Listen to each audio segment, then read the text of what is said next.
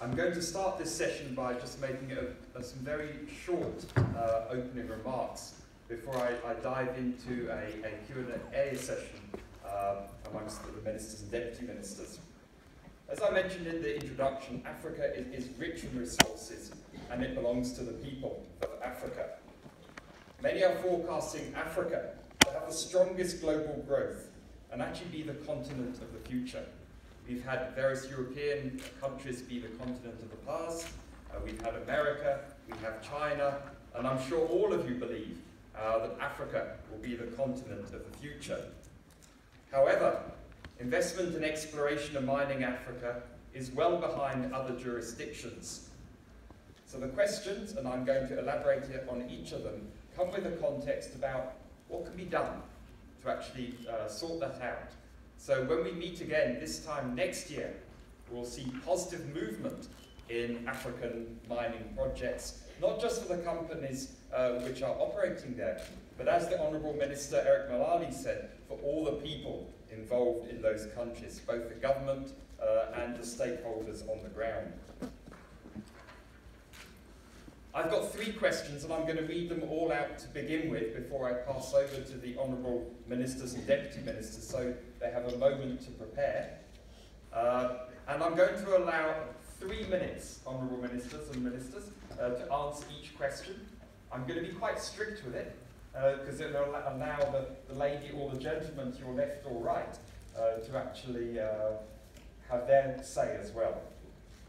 There are only 3 questions. The first question is a very broad question, and that is to introduce your country, particularly highlighting the mineral endowment.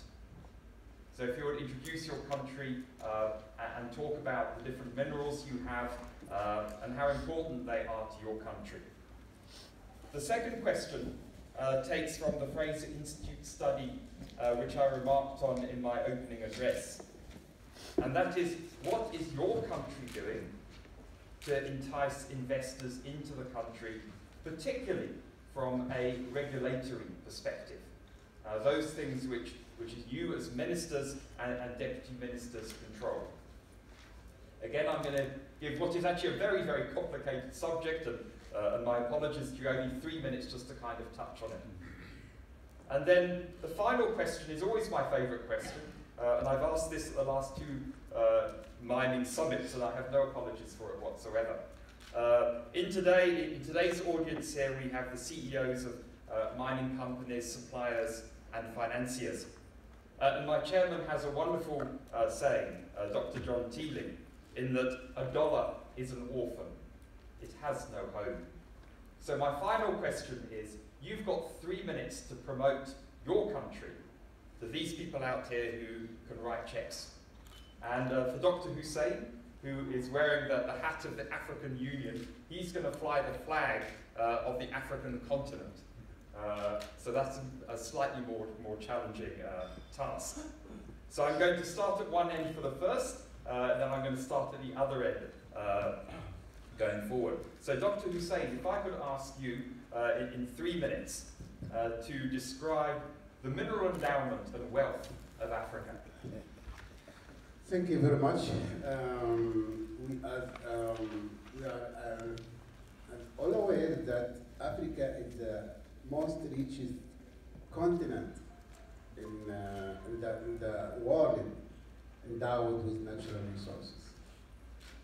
We know all that we are #1 about the reserves and production of the key mineral resources: gold, diamond, platinum, uranium, silver, all of those, copper, bauxite, all of those minerals. It's well known that Africa is #1 reserve, has a reservation, and is the most important destination for the investors across the world. It's a well-known statistic showing that. Thank you. Thank you very much indeed. That was short and sweet, and I think you all got from that the wealth of Africa. If I could then hand over to the Honourable Nana Ayeya, let's get it in the right order, the Honourable Peter Lokaris, the Minister of State for Minerals from Uganda, to talk to us about Uganda. Please. No, you can stand it, Hello?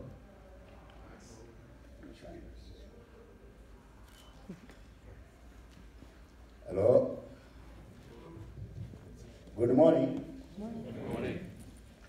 Colleagues and dear investors and participants. Uganda. As you were saying, all pointers now go to Africa because of its natural resources. Uganda, for instance, has a number of resources in the country. When we talk about the metallics, we talk about the coppers, the columbites, the coltan, chromium, gold, iron, lithium, manganese, platinum group of metals, rare earth elements, tin, uranium, wellbrom. Those we have. Then we have also our industrial minerals available in the country. Bentonite, clay, dimension stones, that's granite, feldspar, glass sands, graphite, gypsum, kaolin, cyanide, marble, strong limestone, mica, phosphates, and others. Very rich indeed, just as other countries in Africa. Gemstones, we have beryl, emerald, and the rest. Very rich once you come there, and we have got even dotted everywhere in the country. We have the maps available. Then, of course, what it must be, palatable must be a regulatory frameworks. With us, we have made our regulations. There's a mineral policy of Uganda and its objectives, some of which is to promote mineral and development by promoting private sector participation. For you who are investors, you are private. We are promoting you once you come there. We must give you a green leaf to be in Uganda and be happy with your investments there. We also that the minerals support national economic and social development. We have developed what we call the local content, so that when companies are there, you also have Uganda with you. Develop what you call private-public partnership. You can be with the government, or you have IPP, that is independent providers. You can do things on your own, and we give you chance to take back your, whatever you get, your profits without hindrance. That's what we call the laws which prevail in the country. Very, very good.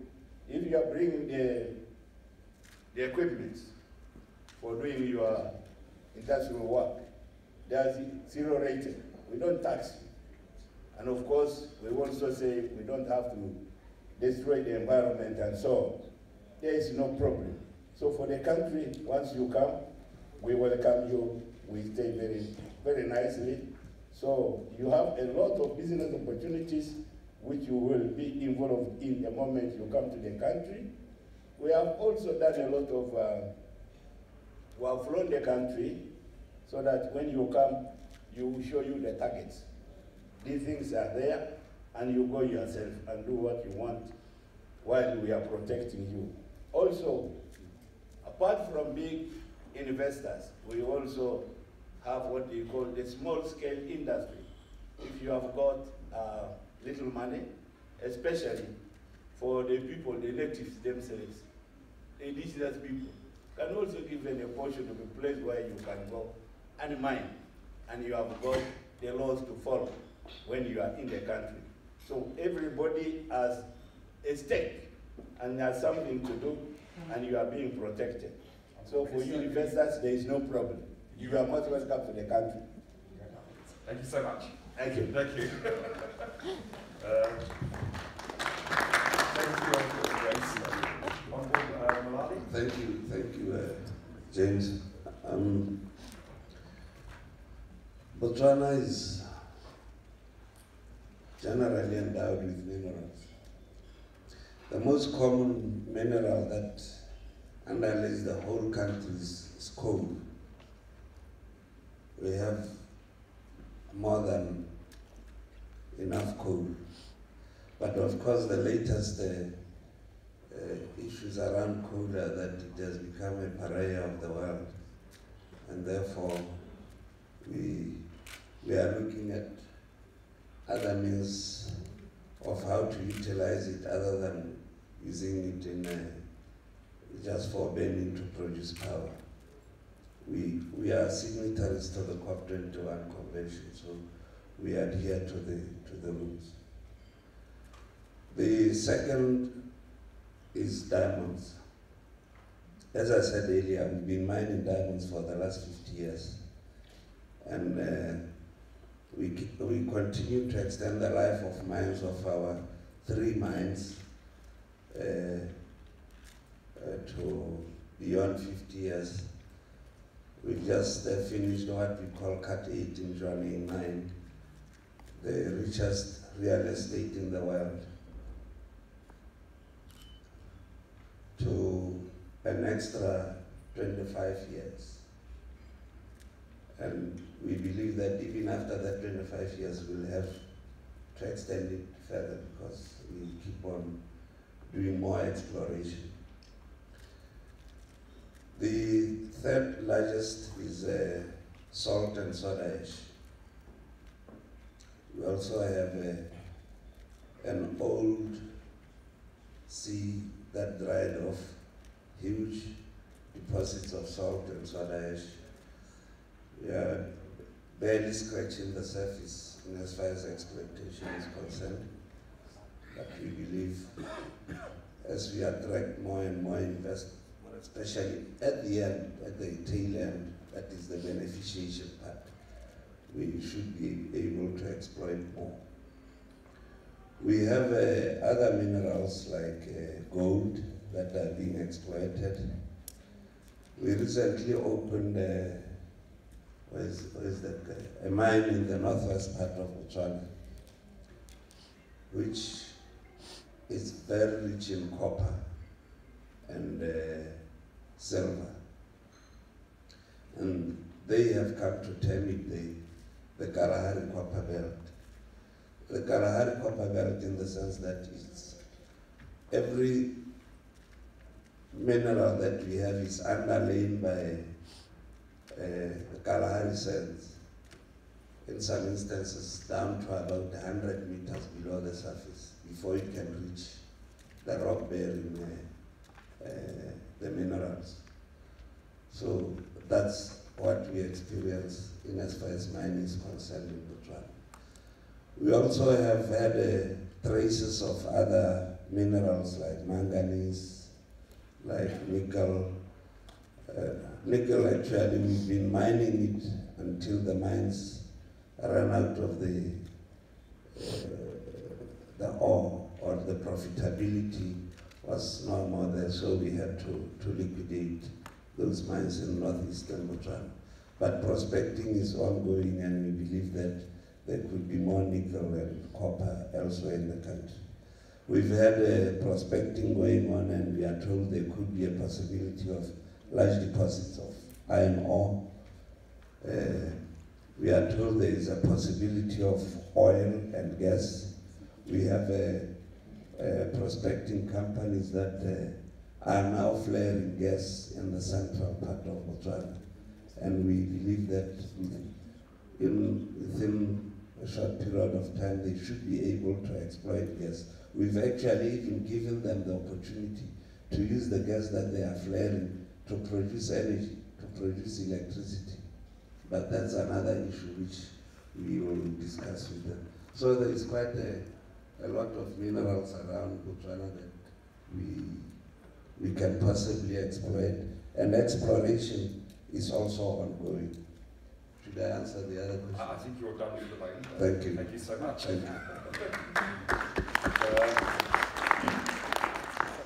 Minister from Zimbabwe, Honourable Polite Kambabura, talk to us about Zimbabwe for 3 minutes.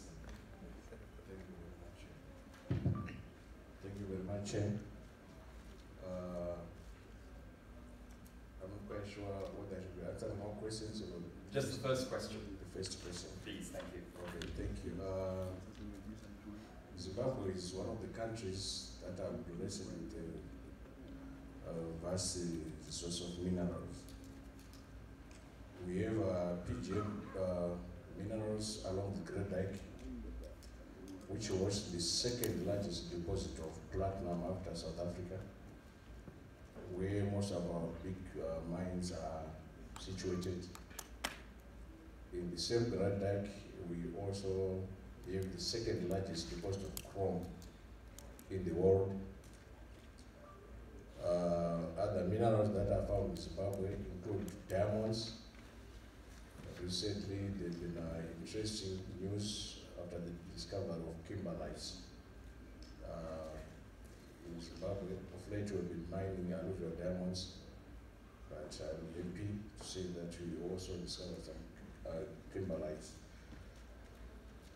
in our country. Also, there's no country in the world where you go, Chair, dig 1 meter and find gold, except in Zimbabwe. We also have information. There's a team that came from London early this year.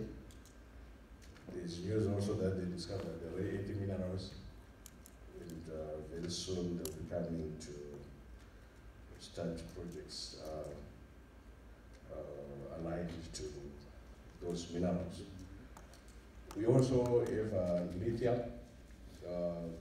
Currently, we have a new mine that is developing about 30 kilometers from Harare, which is being done by the Australians. These are small minerals of high value: lithium, vanadium, manganese. All these are found in Zimbabwe. Because of the increase in technology and advancement of in technology, we have also found some indications of oil deposit in the northern part of the country. 32 years ago, Mobil did exploration for oil in that region, and they interpreted the data, and they said there was nothing, it was not economic to mine. Another Australian company came last year, interpreted the same data using the recent technology, and found that there was a possible big deposit for oil. Our country also has major deposits of coal with methane gas, and we are looking for investment in that area so that you can take mineral for the benefit of the country. Thank you very much. Thank you very much indeed. And then to the Deputy Minister from Ghana, Nana Ayer, who might slightly contradict your comment about finding gold on the surface of the country. Honourable Minister. Good morning. Morning. In Ghana, after having gold and diamond, everybody knows in 2018 we got about 4.9 million ounces. As at stand now, 2019 as at June, we have 2.4 million ounces of gold. Apart from our gold, we have bauxite, we have manganese, we have metals, notable copper, we have aluminium, we have iron and steel. If I can say, Ghana is now doing well to bring more investors, and the investors, we are going to be protected. The government of Ghana now is assuring investors who are ready to come to Ghana that they should be rest assured that the government is going to protect them. And now we are doing our mining and our minerals online.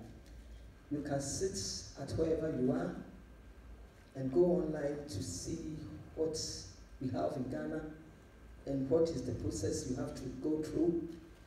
So I think Ghana now, the government is making it not only traditional, but transparency and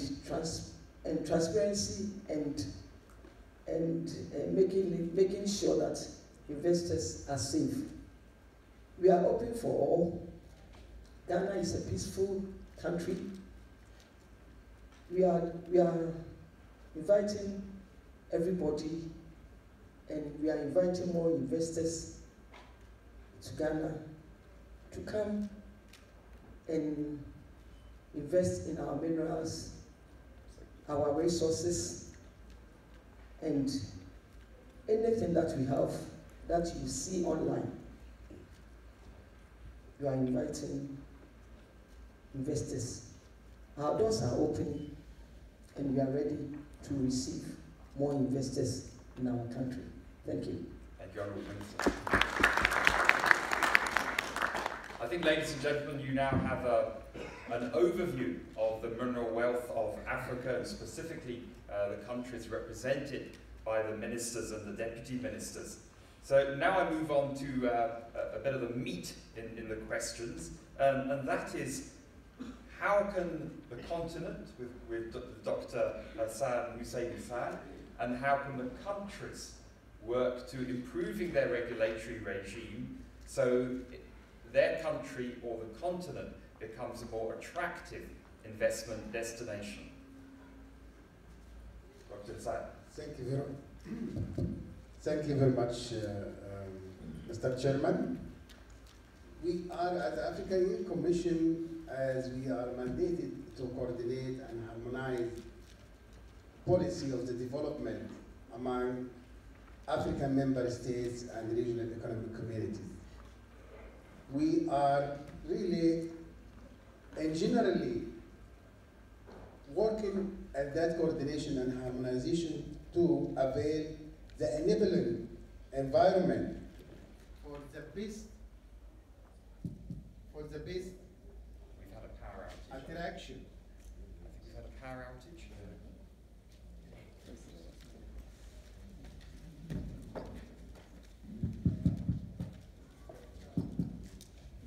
Yes? Hello?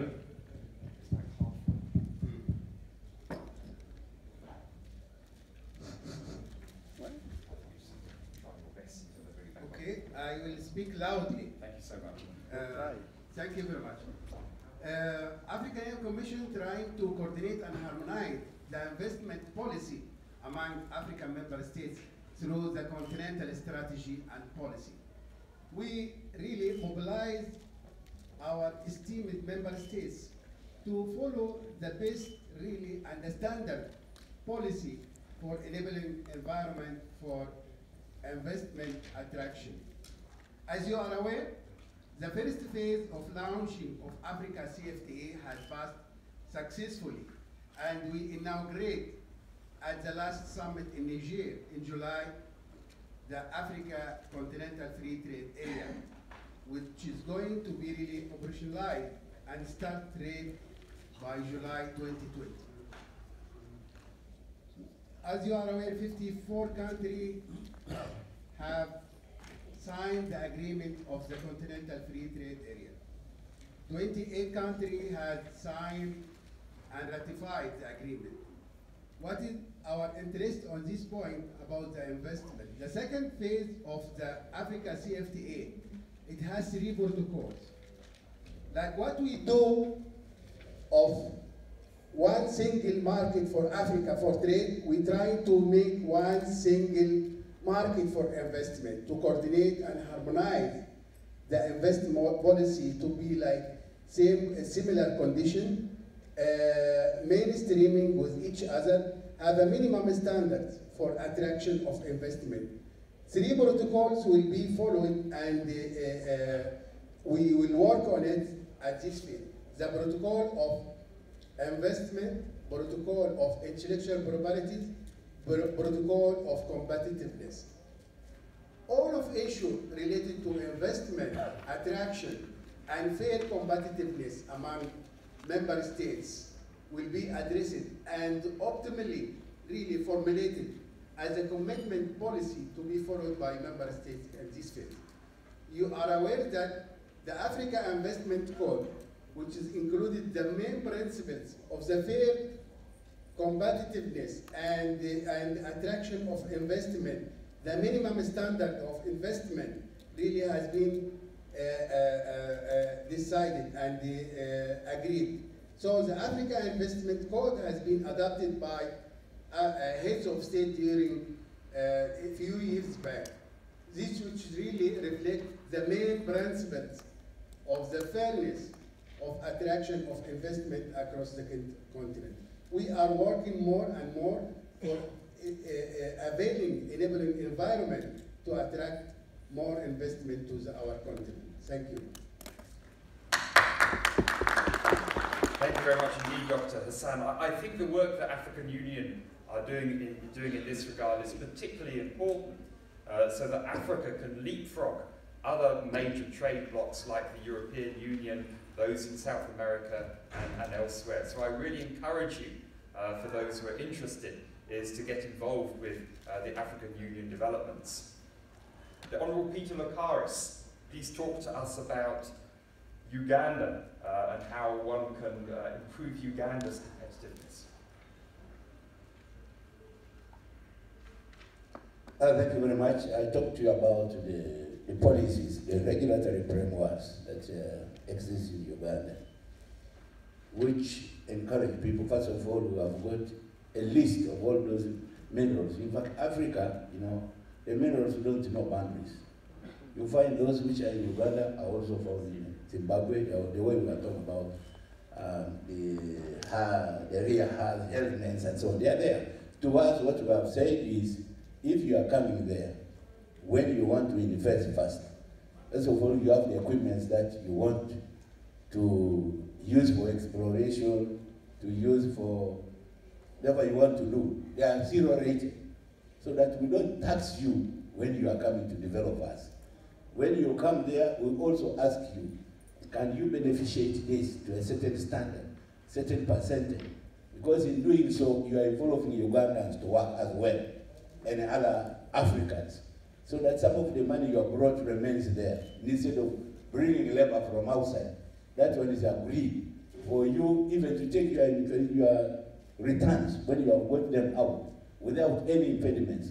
We don't mind. The gold we are talking about in Uganda at the moment, we are getting gold. We just go to the rivers, you go there and chant the soil is there. You get gold, and the people are so busy getting gold from the surface. And then, of course, we know the rest goes downwards in reefs. And those ones we encourage big companies to bring their equipment to go down. So in our place, everything once you come there. In fact, what I have here, we have got a soft copy. My technical officer is here, can avail it in your computers, and you will go and read more about Uganda, its attractiveness, and the way we think we must be friendly to business. That's how you can develop a country. I thank you. Thank you very much, Honourable Minister. Moving on to Botswana, I think this question may be particularly hard for the Honourable Minister, seeing that Botswana has gone from 43rd to 32nd and continuing to climb the world, not just Africa's most attractive mining destination. So how do you think, Mr. Honourable Minister, you can get it to the top 10? It's indeed a difficult one. I think getting to the top 10 is about perseverance. It's about listening to your customers. It's about guaranteeing stability and peace within the environment within which they work. I think that's really easy. We have a very liberal regulatory regime, which most of you here are working under. And time and again I get that feedback that it is quite a good regulatory regime. The thing that actually worries me, James, is the facilitation part. we have to develop infrastructure that should help us to be more competitive. Currently, we are building a railroad bridge over the Zambezi. And it's meant to connect Zambia, Zimbabwe, DRC, not with Botswana per se, but with South Africa. But as we are about to complete the bridge, we need to have a rail line, 300 kilometers or so, that will join with the existing rail line to proceed to the harbors in South Africa. And that's where the catch-22 is, because we do not have that resource. We also have a coal field to the central east of Botswana that continues into South Africa in the area called the Waterberg. And we need about an 80-kilometer rail line that should help not only move our coal but also our other minerals from the north. We have been talking about the Trans-Kalahari rail line to Namibia. This has also been a problem because it's not cheap. And that's where we are encouraging triple P businesses or something like what was done in Zimbabwe, the Bulawayo Bay Bridge rail line, which was done in a concession form, such that those who built it run it and recoup their costs before they can hand it over to the rail authorities. Those are the issues we are looking at. Currently, we've built the North-South road. We built the East-West road connecting all these countries. And we are seeing a lot of traffic, in particular copper from Zambia, passing through Botswana to South African ports. We also see traffic of salt and soda ash going into DRC. And we cannot sustain the roads. We believe that a railroad would be the way to do it. The second aspect of this, James, is that I think through the AU, we must keep on harping the need for African countries to share resources and to look at the comparative advantage of what each country has over the others, and then help to build that comparative advantage. Because it's an African tradition, sharing is caring.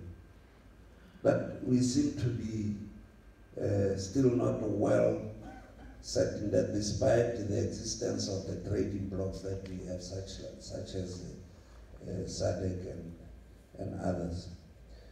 But also related to that, I think the international relations aspect of it, of allegiance to which bloc does Africa belong, is another thing that we need to go over. There is this issue about the fear of Africa aligning to China, and China bringing in the developments that we need, especially in the rail lines and others, and refineries and so forth, against whether Africa continues to rely and probably pay allegiance to the West, who were the previous colonial masters. I think we must get ourselves out of that mindset and look at what is good for everybody that has to partake in the development of any place.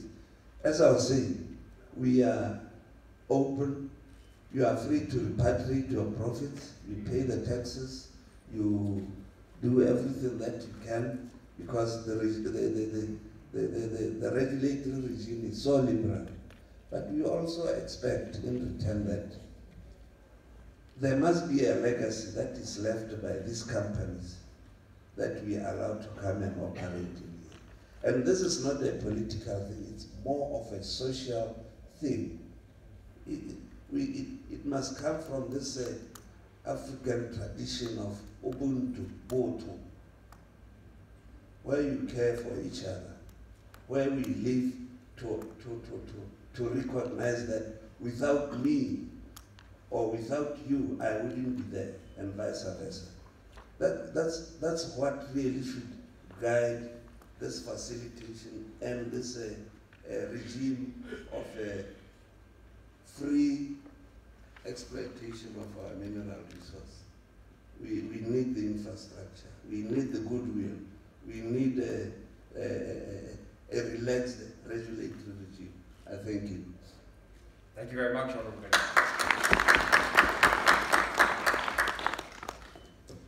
The Honourable Plaid Kamambura, Zimbabwe has got a magnificent mineral legacy. It has started to turn the corner. How can you and your ministry actually improve that to entice, I'm sure, many investors who would love to come to Zimbabwe? Thank you, Chair. It's true our country is endowed with a lot of minerals. What I've mentioned before is just a quarter, or a tenth actually, it's a tenth. And in the spirit of Ubuntu, like what the Honorable Minister has said, the government is coming up with reforms.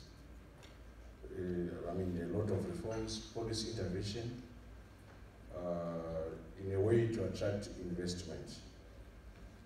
As you are aware, the Africa Mining Vision is a developmental initiative leveraging on the mining sector to see that our African countries, our economies are anchored by the mining industry.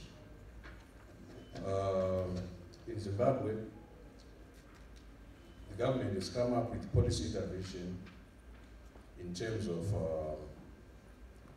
streamlining and harmonization of taxes to suit regional and international standards. Zimbabwe cannot be an island, that is, we cannot be isolated from the influences of others far and wide. So we are moving in to streamline ourselves to be at par with other countries in the region. Also, the country has come up with mineral development policies earmarked to improve the mining of each specific mineral. So far, we've crafted the diamond policy, chromium policy, lithium development policy, coal development policy, platinum policy.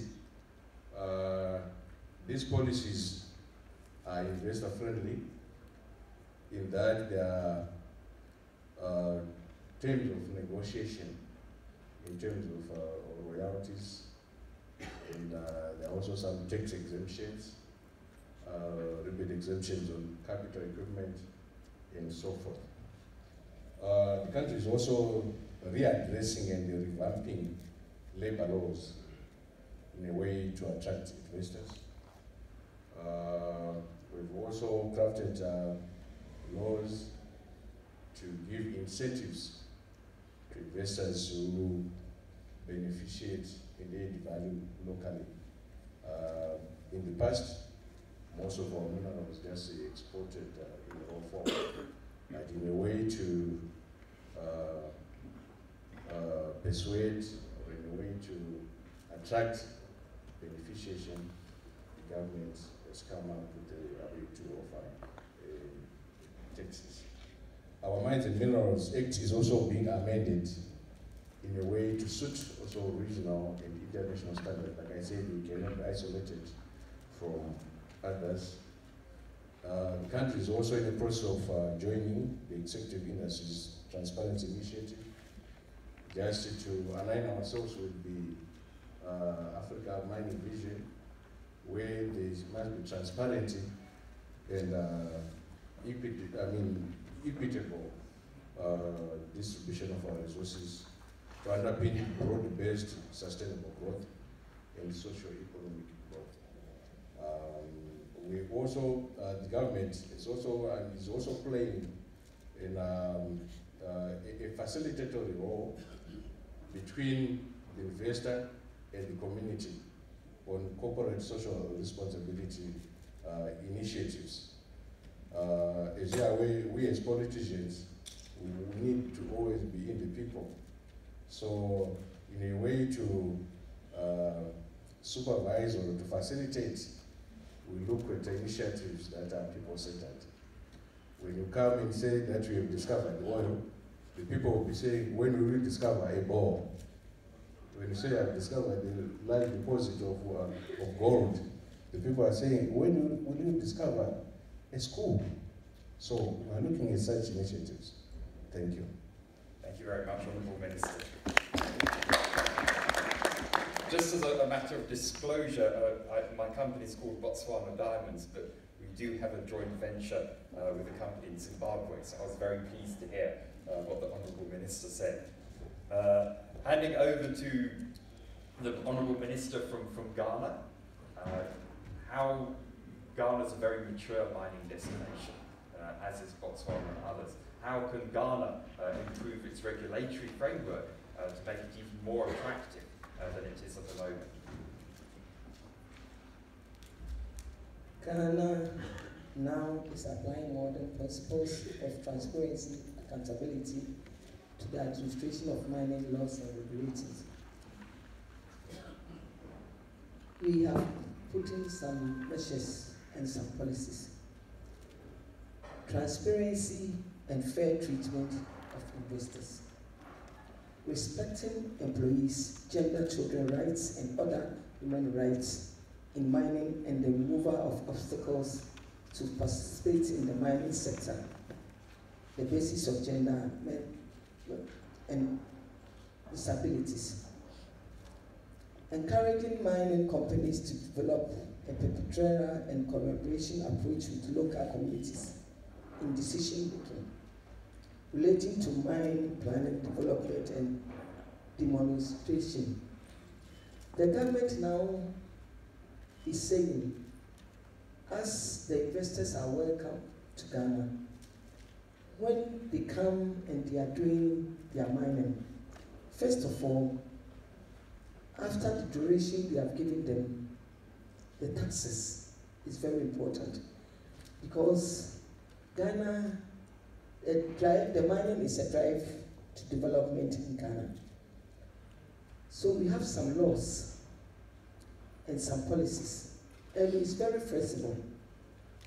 So we want to let the investors know that so far as we are welcoming them, we are telling them that the laws and the policies, because as the minister was saying, you have to, as you are mining, you have to look at schools, you have to be nice with the communities, the traditional elders. That will bring peace, and that is what we are looking at. So Ghana is putting things in measures, and it is now a law that so far as the principles and the transparency are in place, we want our investors to know that doing all this, if they are ready to work together with the communities, I think everything will be okay, and there will be, what do I say, everything will be fine, and business will always be good. They will get their share of what they want, and the government, or let's say the country, will have what is due to them, I mean the taxes. So Ghana is ready, and we are encouraging companies, and we are,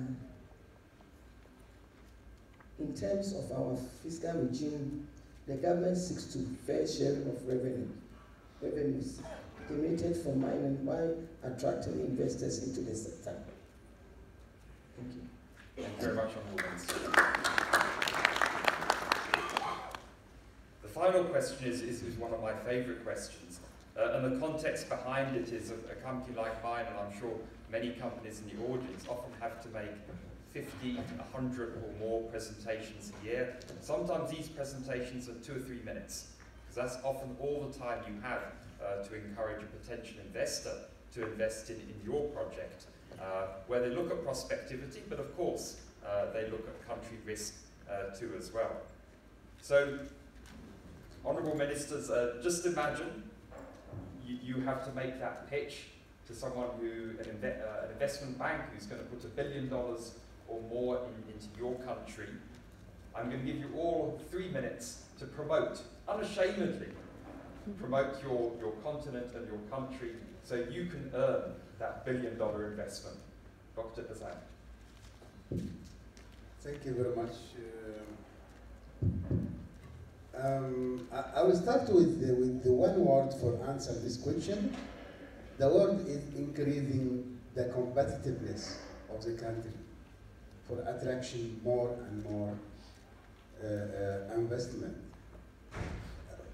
As I am representative to the African Union Commission, I will talk about the continental level. I cannot get to the country level. As you see across our continent, there is significant progress in the environment of investment. You know, one of the main challenges facing the investors when they come to Africa, it is the risk of sometimes many factors actually, instability of exchange rate, instability of some kind of corruption in some countries, a high level of corruption, the business law, the insurance issues, all of these issues we see really, most of African countries achieve really a big achievement towards these key challenges of make the investment high risks. If we look at the competitiveness report, we'll see many countries has really achieved really very good progress on that. Even the services of insurance and stability, security issue, all of these issues affect directly to the investment. So we see even governance, democratic, stability of the political or political stability. All of these issues affect directly to the profits and the stability and attraction of investment. If we look at the really global index for investment, we see a big number of countries has made really a significant achievement for that. I will not talk about certain countries, but I give you one information. As you know, among the most fast growing developing country of the GDP and production, 10 of them, the most important 10 or the most advanced 10. You will find 6 of African countries among those 10. That gives you really indication that the environment of the development stability is moving ahead and moving better for attraction and investment. Thank you. Thank you very much, Dr. Honourable Peter Lakaris. Thank you very much. First, I would like to thank the African Union for spearheading in making laws in different parts of Africa. When we are making laws, we are also reviewing the mineral policy now. We are benchmarking from Ghana, everywhere, those which were there. Then what we look at is, when an investor is coming, he's looking for de-risking its investment. So make very good laws, so that when they arrive, you protect them. They are partners. They are not a challenge to you. You need them, they need you. And when you arrive there, what we say, the social responsibility, that one then makes you part of the people where you operate from. You say school is there, they like you. And these are the things we encourage. When you come there, you must give you a yeast to repatriate your investments. The moment you get your returns, you take so easily without any impediment. Because You must love these people. They have come to you, they are bringing with their money, and they must take back their money without giving. So regulations and regulatory frameworks must be palatable to them, and these are the things we have developed. Thank you. Thank you very much, Honourable Minister. Thank you, James. I think the pitch can be made by some people in this room. Koi Matau, back there. Do you have anybody from Lucara here? Lucara Diamond Mining? Or anybody from Manage? It's a new coal mine that started. I was Lucara briefly, as you know. Yes, I know that. You didn't know that you are living a very viable mine. I did. We have relaxed our financial regime to the extent that we have been grey listed as a money laundering state and a tax haven. We have had an international financial services center for some years, which was helping us to de-risk capital that gets injected in the country. And in the process, things happened elsewhere in the world, and then rules were made to stem the tide against terrorism. And ours was an innocent way of doing business.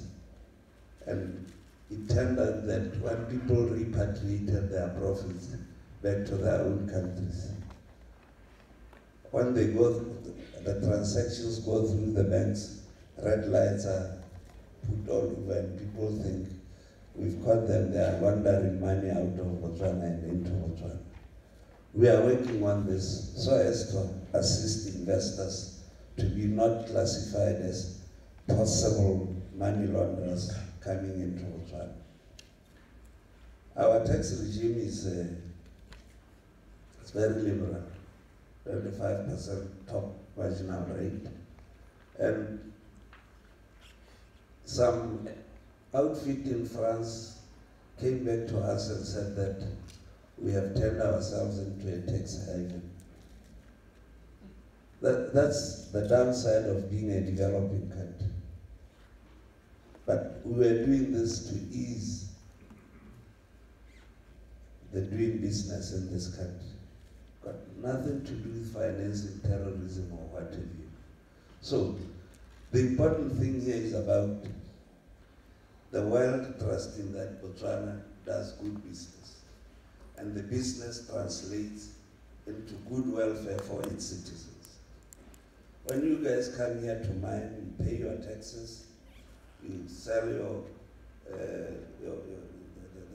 products that you do. We build schools. We don't finance terrorists. We build clinics. We build roads. I've just been saying that we've just completed a very long network of roads around the country. Right now we are building a huge network of, what do you call this, in readiness for the fourth industrial revolution. Fiber optic around the country. That's what we do. And some of you here can vouch for that. And in the process, we are saying, bring in your money, let's partake in this, your money is safe, and we can prove to everybody and everybody anywhere that the money that we bring in is for development. Senator Hillary Clinton always said this, and the world should believe her, and the world should believe us that we are not money laundering. And therefore there is no need for us to be blacklisted or grey listed and what have you. The issue is, like I was saying, some of our investors are here.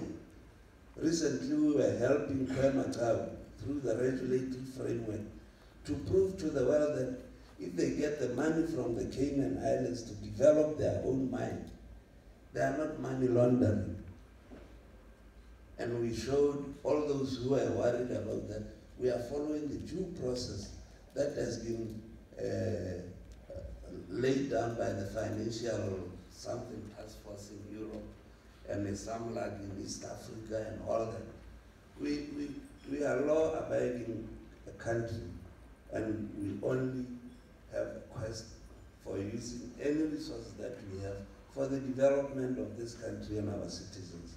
And in the process, making sure that our investors are at peace with themselves in a peaceful environment, a deregulated environment that will make them spend their money as much as they can and be attracted to this country. Thank you very much. Thank you, Honourable Minister. Honourable Minister from Zimbabwe, you have 3 minutes to pitch your country. Thank you. As I've said before, our country is in the process of doing reforms earmarked for ease of doing business. We are coming up with a one-stop shop where everything is supposed to be done. All ministries being housed under one shop. We do licenses, title registration, and so forth. The government is also liberalized mineral markets, and there's a will from the highest office, from the president, to open up our resource. Given that background, investors can come and they are free to meet His Excellency, maybe negotiate on some conditions. This is the best time to come and invest in Zimbabwe, especially when the reforms are happening. Like I said before, Zimbabwe is the only country that Mother Nature put all minerals in one basket. So if you need to invest in a range of minerals, you need to come to Zimbabwe. Also, the government has taken upon the anti-corruption drive more seriously to try and clean the sector. And there will be no sacred cows as we move towards our vision 2030, where Zimbabwe will attain a middle-income economy by then. Also, the government has amended the Indigenization Act. Previously, investors were supposed to make joint ventures at the 5149 with the locals, but the government amended that and scraped that off. Investors can now own the resources 100%. And the only two minerals that were left were platinum and diamond. And again on platinum, it was scraped off. Investor can own 100%, except on diamonds. Yeah. Also, as I've said before, again assurance from the Reserve Bank that our investors will be able to repatriate or take back their profits to their home countries. I thank you. Thank you very much, Honourable Minister. And to conclude, the Honourable Minister from Ghana. Thank you. I would like to assure this forum and the international community that Ghana has signed on to and to recognize as a key partner in implementing a number of notable international, continental Africa and sub-regional good governance initiatives. I believe I have whetted your appetite enough on Ghana through highlighting Ghana's minerals and mining sector policies. And I'm here to tell you that my minister, who is my boss, is ready in anything that when you arrive in Ghana, you will need, and the support you will need to start on your business. Thank you. Thank you very much indeed. I think we have time for 3 questions. There are ladies and gentlemen coming around with microphones. If you could put up your hand, the ladies and gentlemen will come with a microphone. And please state your name and company and your question clearly, and I'll direct it to a member of our distinguished panel. I think we have time just for 3 questions, and I'll take all 3 questions before handing over to the panel. Please could you put up your hands if there are any? There's a gentleman here, and another gentleman here. That's 2. Is there a 3rd somewhere? And there's a 3rd over there in the corner. Okay, thank you. Yeah, it's Tony Harwood, an Ontario refining Canadian company, focused on Africa. One of the big concerns that certainly I've seen in Africa is the rise of corruption that's happening. And just like to know what the panelists are doing in their own countries, or what kind of steps are being taken to stop this, or to bring it to so that it's going to allow me to invest, because I cannot invest into a country where I'm faced with corruption. So that's a major issue for me. Thank you, Tony. The second question, gentleman here just in front.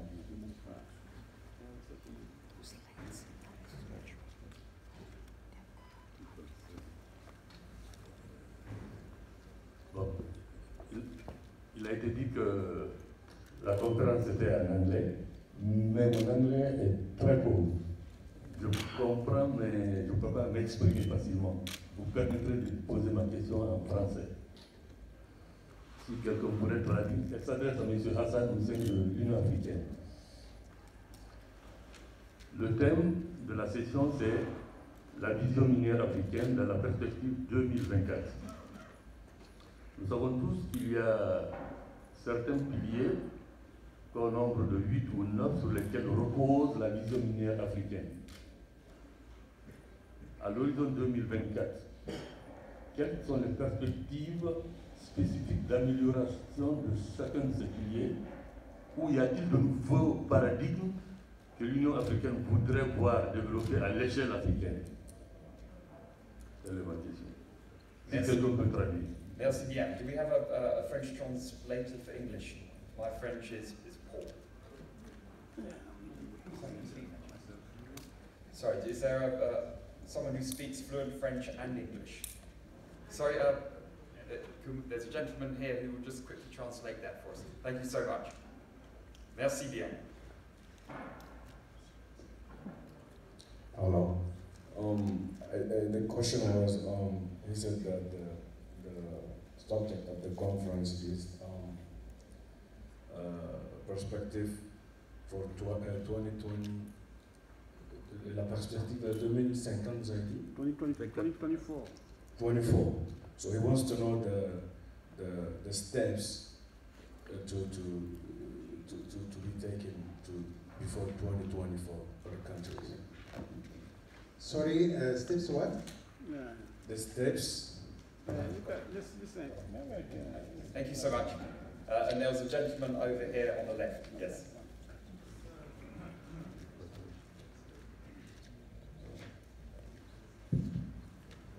Nathan Williams from Basil Reed Mining in South Africa. I would just like to know from the Honourable Deputy Minister in Zimbabwe what the state of the liquidity position is in Zimbabwe, because it's a major barrier for investment. Thank you very much indeed. I have 3 questions. I'm going to ask one panelist to answer each of them. Obviously, the Honourable Minister from Zimbabwe will have to answer the Zimbabwean question. Which Honourable Minister is going to put their hand up to tackle the question on corruption? Thank you very much, Honourable Minister. And then the question on perspective for 2024. Dr. Hassan, I think that's for you. What steps need to be taken to realise the goal of Vision 2024? Thank you very much. Honourable Minister from Zimbabwe, could you possibly start that challenging question? Yes. Yes. The question on liquidity. Thank you very much for that difficult question.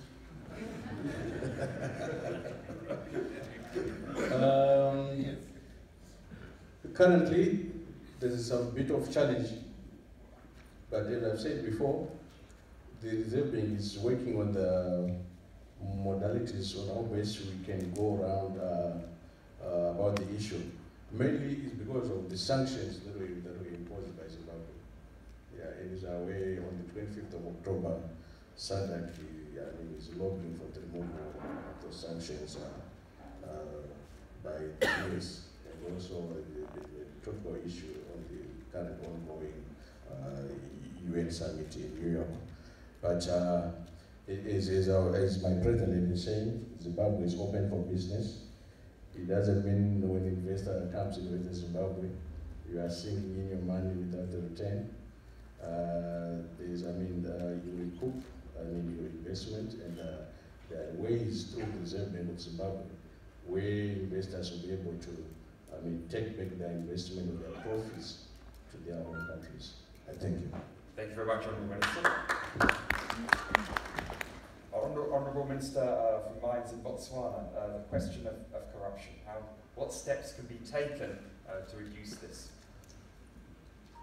Thank you very much, James. You know, corruption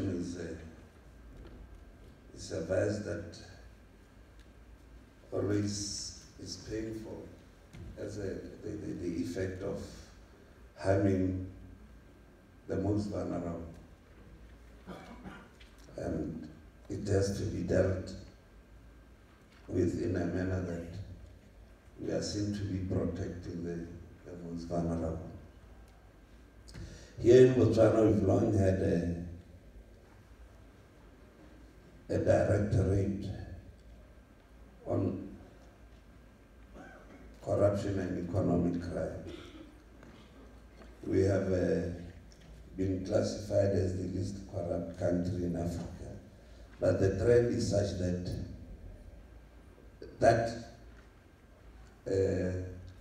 good statistic is fading. And we see more and more of cases that have been confirmed and alleged to have taken place. And currently, as I said earlier, we are in an election that's coming up on the 23rd. Our party's manifesto, that is the party in government at the moment, has been very clear about the intensification of the fight against corruption. And to support that, recently, before Parliament was dissolved, we passed a number of legislation that was meant to aid the key legislation on corruption prevention. First and foremost, we passed the Assets Declaration Bill. It's now law. So that the leadership must declare, and they must be compelled by law to declare, so that everybody knows what they have. And when it is alleged that, or it is said that they have amassed the wealth because they are in a position of power, it should be judged against what they have declared. We have also passed legislation that has to deal with whistleblower protection. It's now law. We have also passed recently again a law called Data Protection Law. All these are meant to support the key act on corruption prevention and fighting economic crime.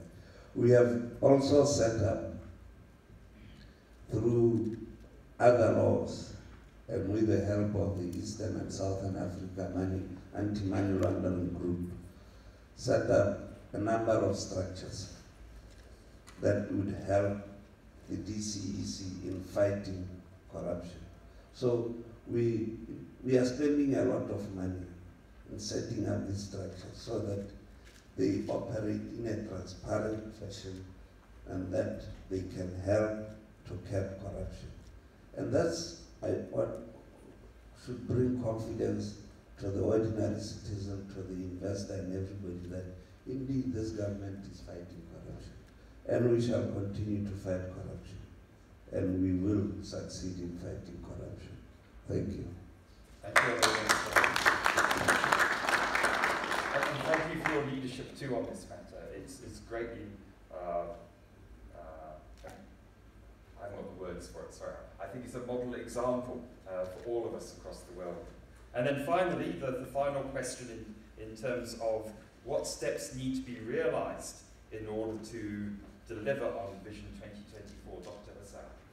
Thank you very much. This is a very important question. Came to me from Dr. Abdul Wahab, one of the key persons of the Ministry of Mining of Guinea. For this vision, it's really the 10-year, we have at the continental level what's called by Agenda 2063, which has been adopted in 2013. All heads of states of Africa has been adopted the vision of Africa for 50 years coming, what Africa we want. It really came through several goals for the integrated development across our continent.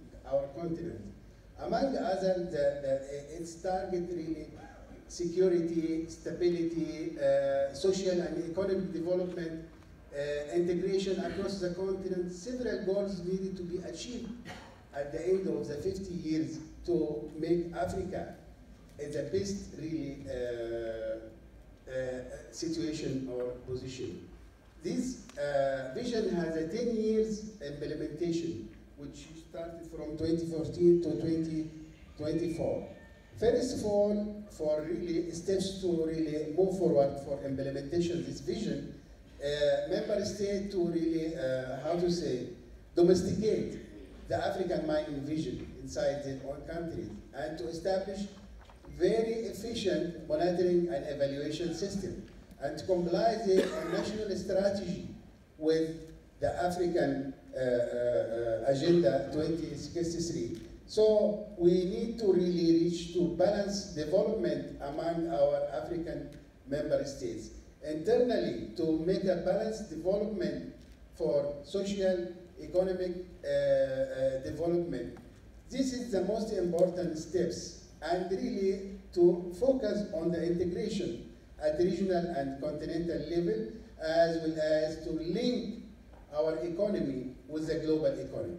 If we look at our contribution as a continent for the global trade, we'll find Africa contribute only 3% for the global trade, which is really it's almost nothing.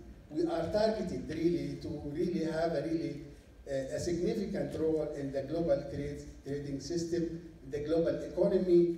We have also very small number contribution of GDP. That's what Africa we need to be. So significantly countries of Africa, we will bring African countries at the African Commission who bring our countries towards common goals to achieve it collectively to reach up to the best development socially and economy across the continent. Thank you. Thank you very much, Dr. San. And on that note, I would like to thank our most distinguished panel for providing the first panel and at a very good kind of context for kicking off the African Mining Summit 2019. So a big round of applause too for our Ministers and Deputy Ministers. Before we go, there might be just a couple of pictures. Is there a photographer?